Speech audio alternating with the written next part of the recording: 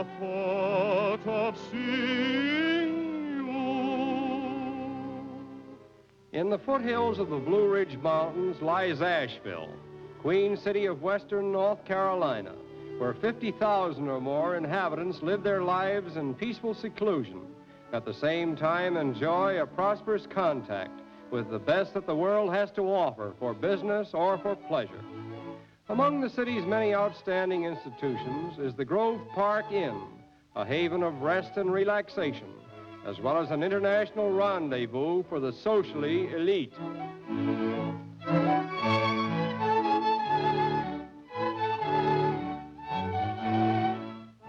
George Vanderbilt, the famous New York capitalist, came to Asheville in 1889, and 6 years after his arrival, he had completed what is considered to be the most pretentious estate in America.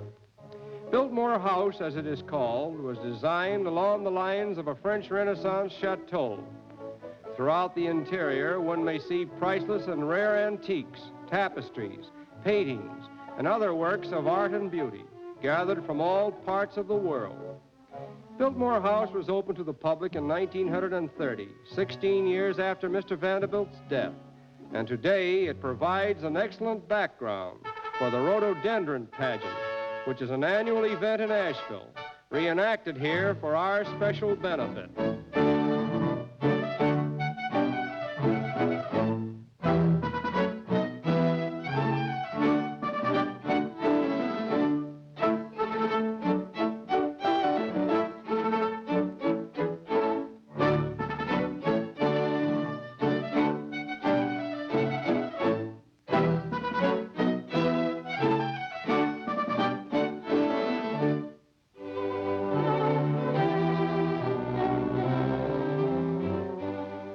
In addition to the local people who take part in this colorful pageantry, there are sponsors or beauty queens from practically all of the southern states, selected by their various governors as representatives to the court of rhododendrons.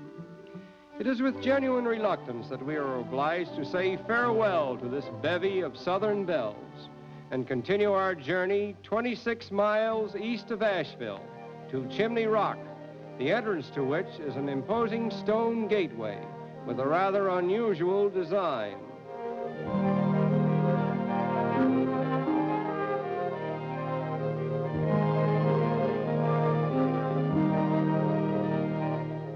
Chimney Rock is a freak monolith, rising over 200 feet from the mountain which bears its name. Cleverly built into the side of the rock is a unique hostelry, known as the Cliff Dwellers Inn, the inner wall of which is the cliff itself. The valley below Chimney Rock, which cradles Lake Lure, is one of the most impressive views in the Blue Ridge Mountains.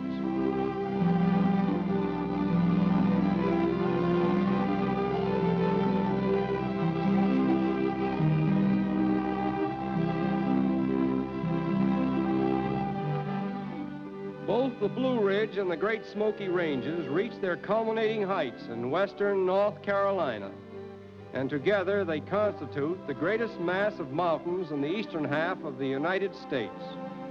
This area was converted into the Great Smoky Mountains National Park in 1926 by the United States government, and since that time it has been one of the most popular tourist attractions in the world.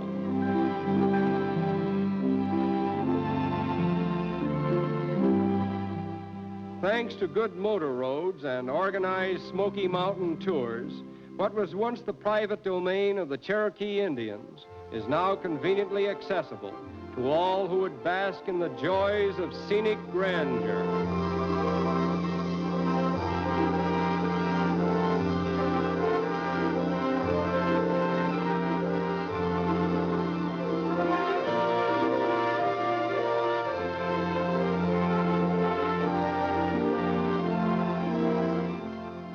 Aside from scenic beauty, these swift-flowing mountain streams provide water power for the old mills that still serve a practical purpose in the life of the mountain folks, who have not yet succumbed to modern innovations.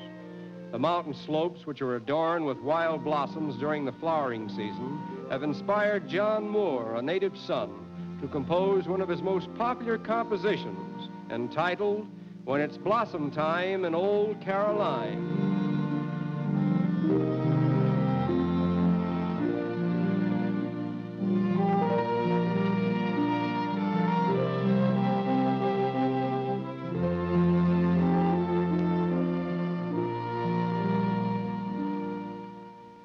This region was formerly the exclusive hunting ground of the Cherokee Indians, and their descendants today dress up for the benefit of tourists and demonstrate that they have not lost their skill with the bow and arrow or the blowgun, which was a special weapon of the Cherokee Indians.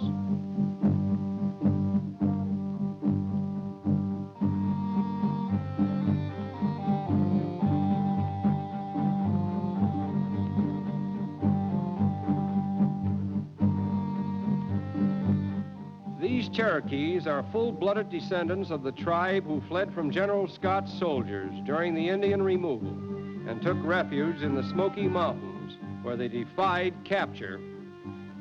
Although tribal dress is used on festive occasions, they have generally adopted modern attire, but most of them still adhere to primitive methods of farming.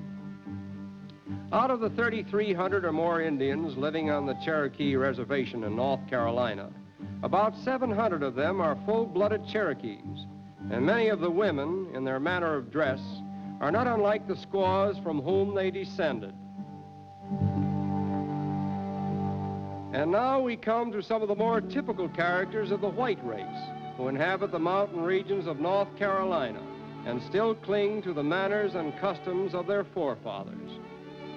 This grand old lady has lived in the mountains all her life, and although she is almost 90 years of age, she still enjoys a puff at the pipe and a turn at the old spinning wheel. Most of the ancestors of the mountain folk came from the British Isles centuries ago, and so firmly did they isolate themselves that today it is not unusual to find some of their descendants still speaking the English of Chaucer and living so much in the past that happenings in the world beyond their mountain retreat are of little concern to them. But modern innovations have gradually influenced the rising generation, so that today most of them are typical of the average young Americans found in the rural districts of the United States.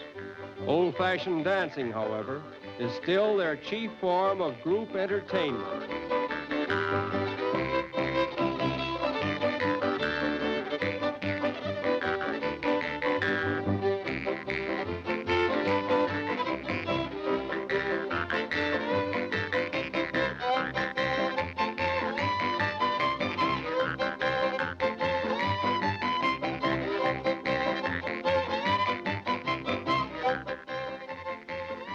And so life goes on in the mountains of North Carolina, where the simpler diversions of mankind are still of paramount importance in the design of living.